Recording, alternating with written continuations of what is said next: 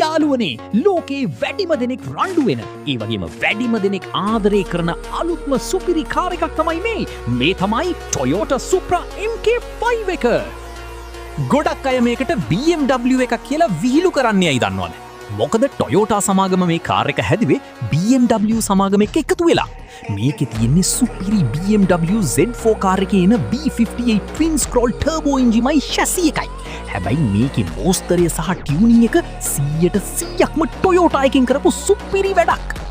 අශ්වබල 382ක් තියෙන මේ කාර් එකට තත්පර 3.9කින් පැයට කිලෝමීටර් 100ක වේගයකට යන්න පුළුවන්. ඒ වගේම පරණ Supra MK4 එක වගේම මේ MK5 එක ටියුනර්ලා අතරේ පට්ටම ජනප්‍රියයි. මොකද මේ එන්ජිමෙන් ලෙහෙසියෙන්ම 700ට වඩා වැඩි හෝස් පවර් එකක් ගන්න පුළුවන්. ඉතින් ඔයාලට මේක BMW එකක්ද නැත්නම් නියම Supra එකක්ද? ඔයාලගේ අදහස පල්ලෙහායින් කමෙන්ට් කරන්න. වීඩියෝ එක ෂෙයා කරන්නත් අමතක කරන්න එපා.